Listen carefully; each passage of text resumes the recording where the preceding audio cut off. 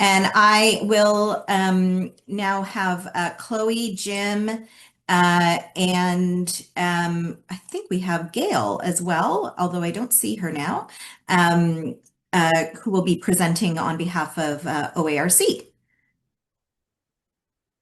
So Chloe, I think you're going to be sharing your screen and go through the presentation. That's great. Wonderful.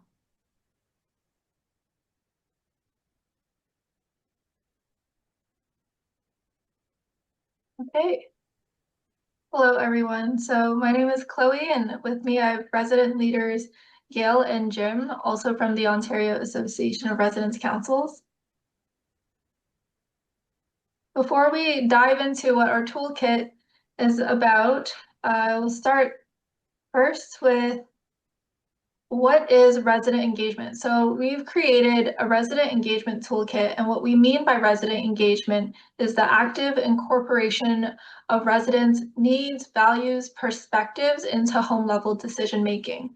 When we talk about home level decision making, a nice way to think about it is any decision that affects more than one resident in the home. So some examples of aspects of this might be the food and menu, home policies, finances, like the way a home prioritizes expenses, or even human resources, like who gets hired, education for team members, etc. There's many ways to go about resident engagement, some which are probably familiar to all of you, formal avenues such as residence council meetings and town hall meetings. And there's also informal ways to approach resident engagement, such as just getting individual feedback during your daily walkabouts. I'll turn it to Gail to talk a little bit more about why resident engagement is important.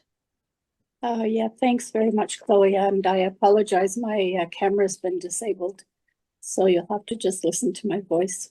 So as Chloe mentioned, there are several really good reasons to engage residents. The resident needs align with this requirement. Residents want to be involved. This is our home, and we would really enjoy and appreciate and deserve the opportunity to be engaged in all things that have to do with that home. So looking at being involved in aspects like capital project decisions, change decisions, hiring panels, menu choices, all of the areas that are things that make up the home, the residents want to be involved in making those decisions the same way that we did when we lived in our own homes. The idea of resident engagement aligns with culture change. So we are looking at resident-centric operations now. The residents call this place home because it is our home.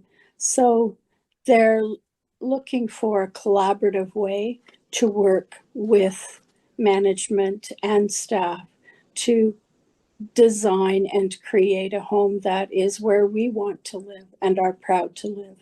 So it's the idea of you work where we live, not the other way around. It's also legislatively required, so it's been mandated by the government to have residents involved in all aspects in the home. All of the committees and panels that the home has is now expected to have residents involved in, and not just tokenism residents, fully collaborative and equal value at the table, engaged at every step of the way. So right from initiation of a project or an idea through to completion, and being involved in every aspect of the decisions along the way. And of course, the last benefit is that the staff and residents are going to be happier. Happier residents make for easier work from the staff. The homes want to reflect that the residents have had an opportunity to make choices and prioritizing things, so that it's not just decisions that are being made by management or by a board or by a home office. The well-defined expectations are now something that everyone understands. So there's the communication aspect as well, which of course just leads to staff being better able and better equipped to do what they need to do and in supporting those residents. So we have the end result of management and staff being aligned with a common understanding of what the residents' engagement is all about. Thanks, Gail. Something that's unique about our toolkit project and the research that led up to it is that it is a co-designed resource. Gail and Jim were with us as part of the research team to design the resource, and it is a tool that encourages co-design as the ideal way of engaging with residents. So Jim, could you share a little bit about what co-design has come to mean for you? In terms of what we're talking about today, OARC is about to release a toolkit, which is the result of a research project that was initially funded by CILR. And this has been a project that's been ongoing for almost 2 years now. There was a deficiency discovered that if you look at the literature, very little attention has been paid to participation by the resident.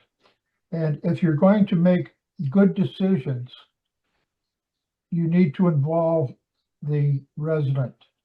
The resident has knowledge and experience that you do not. A resident is here 24/7 and knows a good deal of things that do not happen in the course of your working day. I hope that you take away from this a number of skills. I tend to describe the toolkit as a Swiss Army knife. It's applicable in various situations. And in the document that's about to be released, we spotlight 15 or more areas where it has been used successfully and has come up with a good result that everybody is happy with. Now, continuous change and reform and progress and quality improvement are touchstones these days. I'm told that the Swiss Army knife has been replaced by something called the Smith knife. Those of you that are into tools might look it up on the net and see what it involves. But we hope to make better decisions because it's a place for all of us and all of us to cooperate, to work together. As Gail says, this is our home. And in that home, we have various functions. We don't prosper with absentee parents, particularly an absentee father. Child psychologists have known that for years. Co-design is a way of getting that. And it's not a one-off. It's continuous. It's not something that you do today and don't have to do tomorrow. You do it every day. It becomes your way of practice. Thank you, Jim. So as mentioned, this is a resource that's co-created with residents, but part of the creation process, we also had 2 focus groups with administrators with approximately 15 administrators per focus group. And these focus groups help create the direction of our toolkit. And as Jim said, we're hoping that this resource will be applicable in many scenarios.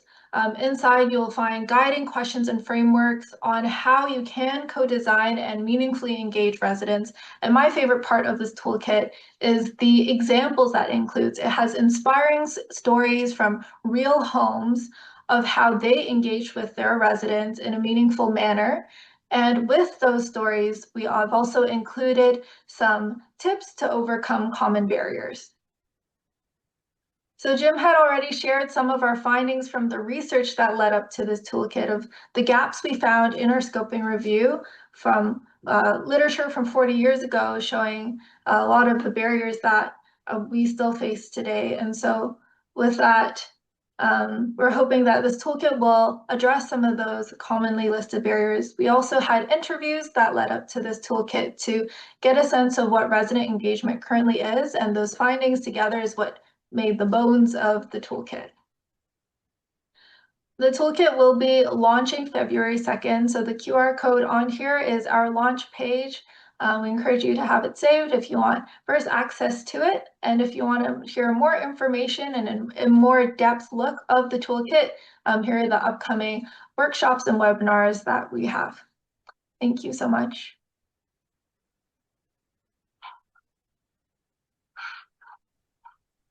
Thank you very much, all three of you. It's a wonderful presentation. We're excited to see these resources.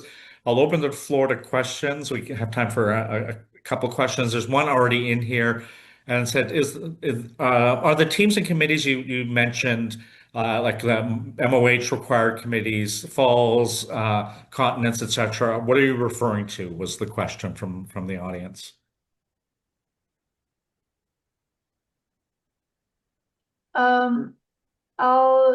I'm not entirely sure what this question is in reference to, but my understanding of, I assume this is referencing back to the legislation, residents are required to be part of the quality improvement committees of the home.